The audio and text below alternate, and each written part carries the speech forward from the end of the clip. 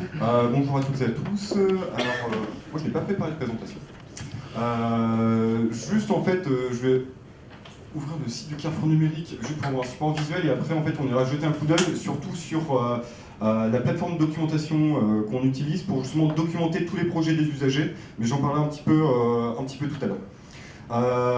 Assez rapidement en fait pour présenter donc le Carrefour numérique et surtout en fait tout le cheminement entre la première mission qu'on avait, à savoir la réduction de la fracture numérique.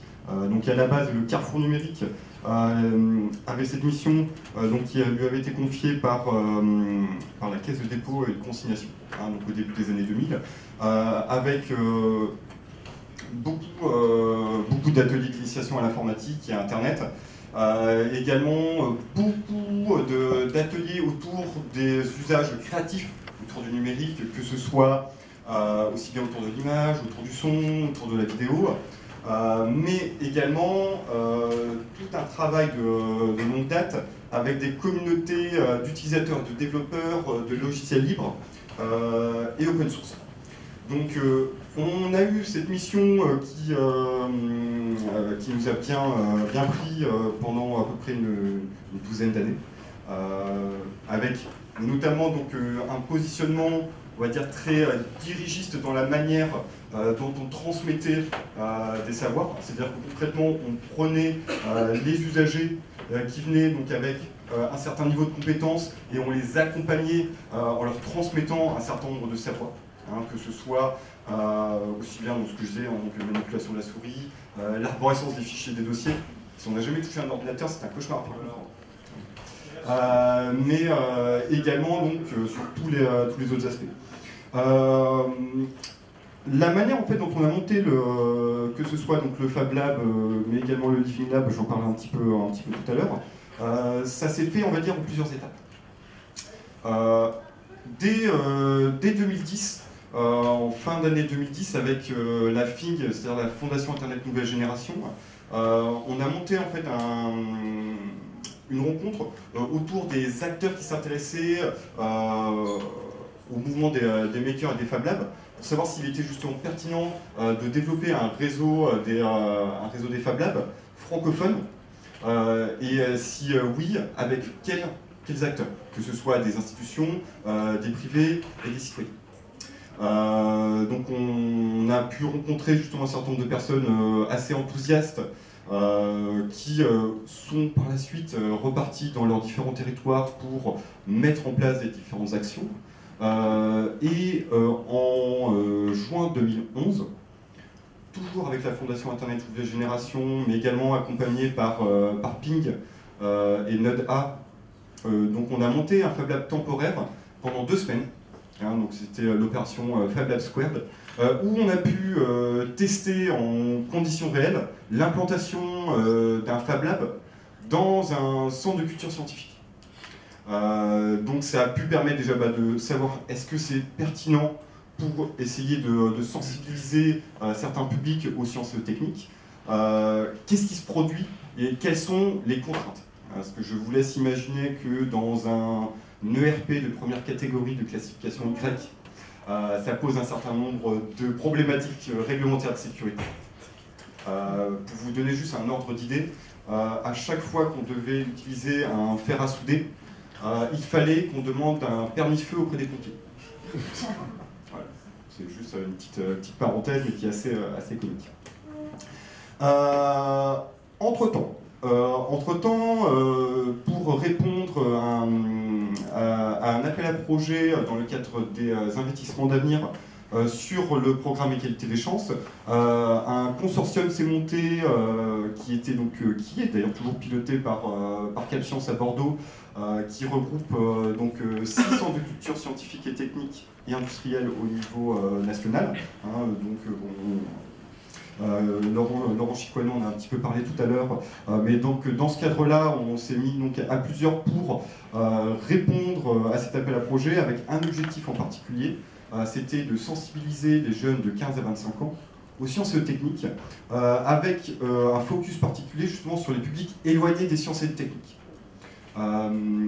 J'en profite juste pour faire une petite parenthèse, parce que lors de Fab Lab Squared, on s'est aussi rendu compte de quelque chose, c'est que le Fab Lab, par défaut, attire, on va dire, un certain type de public qui à la base est déjà technophile. C'est-à-dire que ce soit des ingénieurs, des designers, des architectes. Mais par contre, tous justement les publics qui à la base n'ont pas cette culture scientifique ou technique, tout du moins, ça ne leur parle pas forcément. Comment justement faire en sorte que on puisse aussi toucher ces publics-là, sachant qu'on a comme des outils qui peuvent leur être utiles dans leur vie quotidienne. Et qu'il faut réussir à leur faire comprendre que ces outils, ça n'est pas l'apanage justement de grosses entreprises, des ingénieurs, des designers, mais qui peuvent être utiles à tout un chacun. Là, on va parler justement de réappropriation des technologies. Et c'est vraiment dans ce cadre-là, justement, que donc d'une part, Inmedia s'est monté, mais que du coup, on l'a décliné au niveau de la Cité des Sciences, au Carrefour numérique. Donc ça s'est monté doucement, mais pas forcément simplement, parce que j'ai expliqué tout à l'heure qu'à la base, donc, on était donc une cyberbase, avec donc, des médiateurs TIC, c'est-à-dire des animateurs multimédia, avec un certain nombre de compétences et de savoir-faire, mais également un certain nombre de postures. Ce qui n'est pas forcément évident, en fait, à transposer dans le cadre de l'animation d'un Fab Lab. Parce que d'une part, concrètement, au sein de notre équipe, il n'y a pas d'ingénieur, il n'y a pas d'électronicien. La première fois qu'on a touché, qu'on a manipulé une imprimante 3D, en fait, on l'a montée nous-mêmes. C'était donc au début, tout début 2012. Donc c'est vrai que nous-mêmes, nous découvrions aussi toute la fabrication assistée par ordinateur, avec quand même beaucoup d'appréhension pour un certain nombre de personnes au sein de l'équipe. Du coup, on a monté, toujours avec l'aide de Ping, donc toujours ressources importantes, un bootcamp où pendant 2 semaines, avec non seulement donc, des médiateurs de la Cité des Sciences, mais également d'autres médiateurs du consortium Inmedia, on s'est réunis pour fabriquer des machines. Vraiment se mettre en condition d'un utilisateur lambda au sein d'un Fab Lab. Qu'est-ce que ça implique? Est-ce que forcément il faut avoir à disposition des personnes qui vont vous transmettre des savoirs, ou est-ce que justement on ne peut pas aussi essayer de changer de posture? Alors c'est vrai que ça a été on va dire un peu un électrochoc aussi pour un certain nombre de médiateurs au sein de l'équipe, parce que c'est extrêmement déstabilisant, dans le sens où on n'est pas pris par la main et on ne vous dit pas il faut faire ça, vous allez apprendre ça, etc. Mais on a justement découvert aussi l'importance et la pertinence de l'apprentissage par le faire, l'apprentissage par essai-erreur, et également l'apprentissage de pair à pair. Parce qu'on s'est vraiment rendu compte que chacun au sein de l'équipe avait aussi un certain nombre de compétences, un certain nombre de savoir-faire. Et si les savoir-faire ou les connaissances, on ne les avait pas forcément à disposition, on sait où les trouver, on sait où les chercher. Elle est tout simplement à disposition, que ce soit donc, en particulier sur Internet, avec énormément de ressources, que ce soit aussi bien au niveau de l'usage d'un certain nombre de logiciels, ou que ce soit justement sur des instructions de fabrication, de montage, pour différents outils. Et là, en fait, on a commencé justement à vraiment découvrir l'importance et la pertinence justement de l'open hardware, c'est-à-dire du matériel libre dont les instructions et les plans sont à disposition de tout à chacun. En fait, c'est vraiment la partie physique de l'open source. Bon, je ne vais pas revenir sur l'open source, à part s'il y a quelqu'un qui ne sait pas du tout ce que c'est. Non, personne ne lève la main, donc ok, mais donc, c'est vrai que ça nous a quand même posé pas mal de questions, surtout en termes de comment est-ce qu'on allait du coup mettre en place une offre de médiation autour de ces outils. Donc c'est vrai qu'on s'est un peu creusé la tête. On a aussi été faire le tour de différents Fab Labs, différents lieux. En particulier, donc, on a été au Fac Lab à Gennevilliers, mais également à la Casemate à Grenoble. Et c'est vrai que ça a déclenché énormément de choses, notamment en termes d'envie. Et surtout, on s'est dit, bon, on va commencer avant l'ouverture officielle du lieu, on va tout simplement mettre les machines dans un espace qui lui-même est ouvert. On va se faire la main dessus, en étant également ouvert au public. Sans forcément, par contre, communiquer dessus. Donc du coup, de manière assez régulière, on avait des personnes qui passaient, qui voyaient un petit peu ce qu'on faisait, et on a commencé justement à avoir des gens qui non seulement s'intéressaient à ce qu'on faisait, mais surtout ont voulu nous aider. Donc ils ont commencé à s'impliquer dans non seulement donc, la finalisation des machines, hein, parce que enfin, pour être complètement honnête, à la fin du bootcamp, on n'avait pas réussi à finaliser les différentes machines. Du coup, donc ils nous ont seulement aidé à les finaliser, mais également on a commencé un peu à constituer donc un noyau de communauté et à mettre en place un certain nombre d'outils qui seront utilisés, qui sont encore utilisés actuellement pour on va dire l'exploitation du lieu et surtout le partage de connaissances. Et du coup, c'est là que j'en arrive justement au wiki en particulier. Parce que pour tout vous dire, à la base, le wiki qui a été mis en place, c'est une initiative d'un usager qui, en fait, a mis tout simplement en place un wiki, mais uniquement sur notre réseau local. Donc, on a commencé à documenter un certain nombre de choses sur ce wiki, notamment en termes de... c'était surtout, en fait, pour pouvoir partager entre nous les différentes expérimentations qu'on avait au niveau des outils pour pouvoir, justement, affiner un certain nombre de réglages. Celui-ci s'est étoffé au fur et à mesure, et en fait on a tout simplement repris le wiki tel qu'il était et on l'a mis sur un serveur public pour qu'il soit disponible à tout le monde. Ça c'est un exemple que je trouve extrêmement intéressant parce que en fait ça démontre en fait l'importance de laisser de la place aux usagers au sein des Fab Labs et au sein des institutions. Alors c'est vrai que c'est pas forcément évident, surtout dans des institutions comme l'Institut des sciences, qui est, on va dire, un gros paquebot, si je peux me permettre l'expression. Et comment est-ce qu'on laisse justement la place à un certain nombre d'initiatives depuis, donc on a ouvert au public avec justement tous les retours d'expérience dont on a pu bénéficier pendant, on va dire, cette période de bêta-test. Et juste pour finir, ce que je trouve extrêmement intéressant, c'est qu'on voit que non seulement donc, le wiki qui est mis en place pour le Fab Lab, il fonctionne, il s'étoffe de manière extrêmement régulière. Et donc je vais juste aller jeter un coup d'œil sur les dernières réalisations pour vous donner des petits exemples de choses qui sont réalisées. Mais en fait, on ne fait aucune sélection sur les choses qui sont produites, ou en tout cas dont on met à disposition les outils pour tout le monde. Donc du coup, on a des choses aussi variées que ce soit, donc là je vois j'ai un tampon patte de chat, un alphabet typographique, une lyre, donc ça peut être aussi bien des projets extrêmement techniques, hein. On a des gens qui ont fait des drones, on a des gens qui font des robots, mais aussi des choses qui sont accessibles à tous, que ce soit du simple flocage de t-shirts ou des créations de stickers.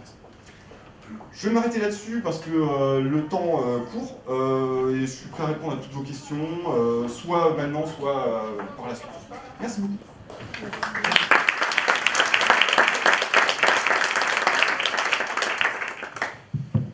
Oui, donc on a 3 minutes pour les questions. Et Thomas et David restent là cet après-midi, donc je pense que vous pourrez leur parler. Même les empêcher de manger ce midi si vous voulez. S'il y a des questions quand même rapidement, peut-être Bah non en fait. D'accord. Donc on va passer à la suite alors.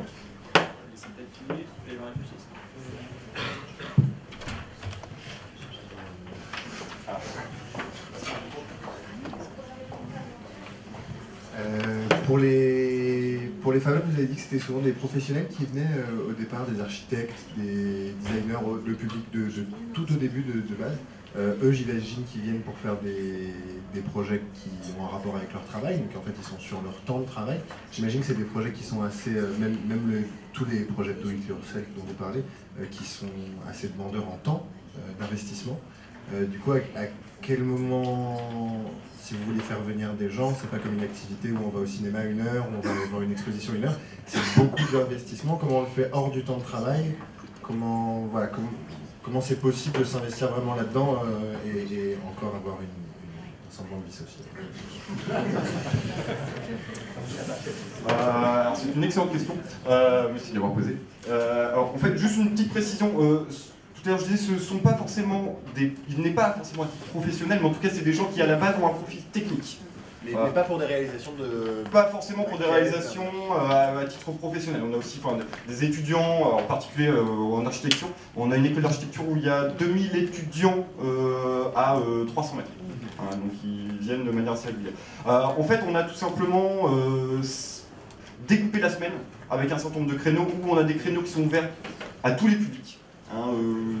Qui est plutôt en fin de journée, le vendredi et le samedi après-midi également.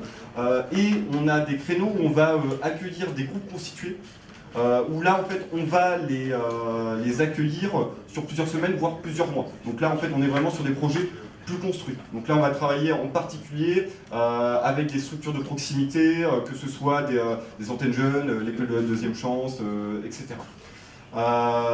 Et pour répondre aussi à votre question, le temps libre, effectivement, mais que font les gens sur leur temps libre? En fait, ce qu'il faut savoir, c'est qu'il y a des gens qui viennent par passion.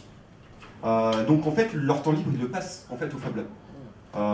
C'est pas antinomique, la question est légitime, mais leur hobby, c'est de venir au Fab Lab, fabriquer des choses, aider les gens, parce qu'on a vraiment aussi cette notion cette volonté de partage et d'entraide qui est un vrai moteur pour les usagers. Et du coup, c'est extrêmement aussi gratifiant pour ces usagers de partager leur savoir-faire et d'aider d'autres usagers dans leurs projets. Et ils voient ça comme un hobby, et tant mieux pour eux, on leur permet aussi de s'exprimer de cette manière-là. Je ne sais pas si j'ai répondu à la question. Une dernière question? Tu veux réagir peut-être aussi tu veux réagir aussi sur cet aspect-là? Enfin, je pense qu'en effet, c'est à chacun de gérer son temps libre. Non, mais combien ça représente? Je veux dire, est-ce que si on passe une après-midi, ça sert à quelque chose ou c'est vraiment... En biologie, si tu veux faire un atelier, oui. Mais si tu veux réaliser un projet, non. Je dirais, la plupart des projets, ça représente en général un investissement d'au moins 1 ou 2 mois, quoi. Avec un jour par semaine où tu fais ça? Au moins, ouais. Au moins, Au moins. Si tu travailles, c'est compliqué. En général, la plupart des personnes qui viennent à la paillasse, ouais, c'est... Aujourd'hui, il y a près d'une vingtaine de résidents à la paillasse qui sont pratiquement à temps plein. Parce que c'est devenu un lieu aussi où les gens peuvent réaliser leurs projets professionnels. Mais après, maintenant, ouais, quand tu fais ça sur ton temps libre, tu fais ça quand tu peux, c'est-à-dire le soir ou le week-end. Et puis quand tu es sur un projet, en général, tu es sur un projet pas pour toute ta vie, tu es sur un projet là pendant 1 ou 2 mois, tu te donnes le temps pour le faire. Donc tu es en mode sprint.